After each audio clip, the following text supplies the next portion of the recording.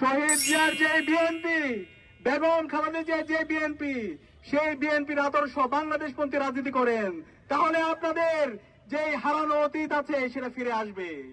বেগম খালেদা জিয়ার আর বিএনপি নেই, এখন বিএনপি হয়ে গেছে চাঁদাবাজ, টেন্ডারবাজ, সন্ত্রাসদের আতরঘর।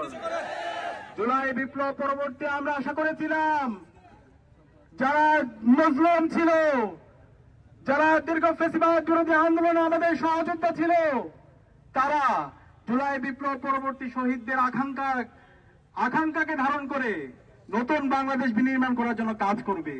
কিন্তু আমরা দেখতে পেয়েছি গত 1.5 বছর জুড়ে সন্ত্রাসের সাথে, চাঁদাবাজির সাথে, টেন্ডারবাজির সাথে, রাহাজারির সাথে যেই দলটি সবচেয়ে বেশি জড়িত ছিল তার নাম হচ্ছে বিএনপি। আমরা দেখতে পেয়েছি বিএনপি নিজেদের মধ্যে কনফ্লিক্টে 200-র অধিক মানুষকে মেরে ফেলেছে। যাদের হাতে নিজেদের দলের লোকরা নিরাপদ না, তাদের হাতে কিভাবে দেশ নিরাপদ? আমরা আশা করেছিলাম বিএনপির নেতা জনাব তারেক রহমান দেশে আসার পরে এই বিশৃঙ্খল বিএনপিকে তিনি সাবধান করবেন, তাদেরকে ঠিক করবেন। তিনি আসার পরে বলেছেন আই হ্যাভ এ প্ল্যান, এবং সেই প্ল্যান শুনে আমরা আশাবাদী হয়েছিলাম। কিন্তু আমরা এসে দেখতে পেয়েছি তার প্ল্যান হলো সারা দেশে 50-এর অধিক জায়গায় আমাদের মা বোনদের উপর হামলা করা। আরে ধিক্কার জানাই, নারীদের উপর হামলা করস, তোদের কি মা বোন নাই? শেম, লজ্জা। একই সাথে আমরা দেখতে পেয়েছি সারা দেশের প্রতিটি পাড়ায় পাড়ায়, মহল্লা মহল্লায় চাঁদাবাজির সাথে এই দলের তৃণমূল থেকে কেন্দ্র পর্যন্ত সর্বপর্যায়ে নেতৃবৃন্দ জড়িত আছে, এবং এই চাঁদাবাজি যাদেরকে যারা করে তাদেরকে আবার পুরস্কৃত করা হয়।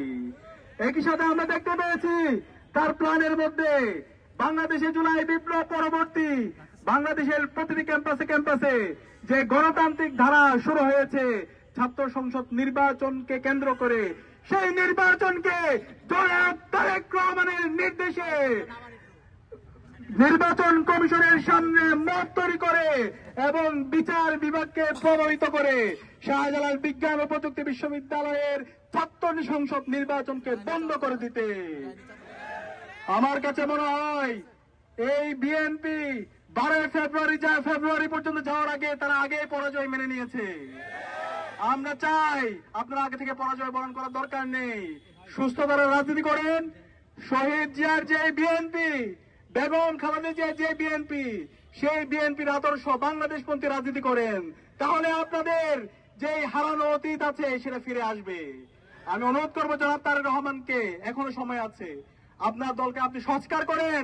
জুলাই বিপ্লবের যে আকাঙ্ক্ষা, শহীদদের যে আকাঙ্ক্ষা, সেটাকে ধারণ করেন। সন্ত্রাসী যে আছে, নারী হেনস্থাকারী যারা আছে, তাদেরকে আইডেন্টিফাই করে তাদেরকে বিচারের আওতায় নিয়ে আসেন।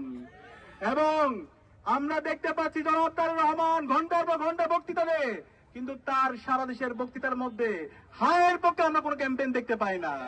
আরে ভাই, হায়ের পক্ষে যদি ক্যাম্পেইন করতে ভয় পান, তাহলে আপনার কি অবস্থান পরিষ্কার করে আপনি কি সেই ফেসিবাদী কাঠামোকে ফিরে আসতে চান? হাসিনার যে কাঠামো ছিল সেই কাঠামোকে ফিরে আসতে চান?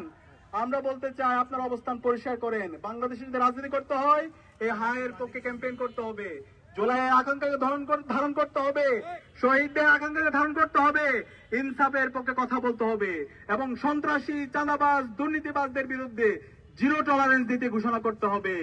আমরা আজকে দেখতে পেয়েছি শেরপুরের মধ্যে এই বিএনপির সন্ত্রাসীরা হামলা করে জামাতের রেজাউল ভাইকে হত্যা করেছে, এবং একই সাথে এখন পর্যন্ত 10 জন মুমূর্ষু অবস্থায় আছে, প্রায় 100-এর অধিক জনতা তারা আহত অবস্থায় হাসপাতালে আছে।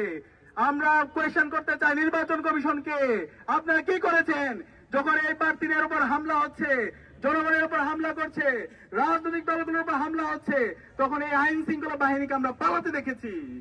আপনারা যদি এভাবে এই নাগরিকদের নিরাপত্তা নিশ্চিত করতে না পারেন, তাহলে আপনাদের দায়িত্ব নেওয়ার দরকার নেই। আমরা অনুরোধ করবো অন্তর্বর্তীকালীন সরকারকে এবং নির্বাচন কমিশনকে একটি ফ্রি, ফেয়ার, ক্রেডিবল নির্বাচন করার জন্য লেভেল প্লেইং ফিল্ড ইনশিওর করতে হবে, এবং যারা সন্ত্রাসী আছে, যারা দুর্নীতিবাজ আছে, যারা চাঁদাবাজ আছে, যারা বাংলাদেশে সেই মাসল পাওয়ার পলিটিক্স ফিরে নিয়ে আসতে চায়, তাদের বিরুদ্ধে ব্যবস্থা গ্রহণ করতে হবে। আর যদি সে জায়গায় ব্যর্থ হয় তাহলে বাংলাদেশে জুলাইয়ের প্রজন্ম যেভাবে রাজপথে নেমে এসেছিল তার চাইতে শক্তিশালী ভাবে তারা রাজপথে নেমে আসবে। এবং সাবধান করতে চাই, যারা আমার মা বোনদের উপর হামলা করছেন ওই কাপুরুষের দল, তোদেরকে সাবধান করে দিচ্ছি, আর কোন আমার মা বোনের উপর যদি হামলা হয় তোদের ঠিকানায় বাংলাদেশে হবে না। আমরা বলতে চাই, জুলাই বিপ্লবে খুনি হাসিনা, নিষিদ্ধ ছাত্রলীগ 15 জুলাই আমাদের বোনদের উপর হামলা করেছিল, আমাদের ভাইদের উপর হামলা করেছিল। এই হাসিনার ঠিকানায় বাংলাদেশে হয় নাই। এই ছাত্র জনতার বিপ্লবের মাধ্যমে হাসিনা এই দেশ থেকে দিল্লিতে পালিয়েছে। আপনারা যদি সেই হাসিনার রাজনীতি করতে চান, সেই সন্ত্রাসের রাজনীতি করতে চান, আমার মা বন্ধুর উপর হামলা করেন, এভাবে রেজাউল ভাইদের উপর হামলা করেন, তাহলে আপনাদের এই ঠিকানায় বাংলাদেশে হবে না।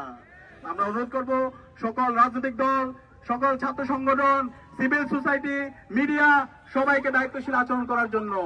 কেউ যদি এই ফেসিবাদী কাঠামোকে রেখে দিতে চান, এই ফেসিবাদের দালালি করেন, তাহলে এই দালালদের মুখোশগুলো আমরা উন্মোচন করে দিব। আমরা কাউকে আর সহ্য করবে না।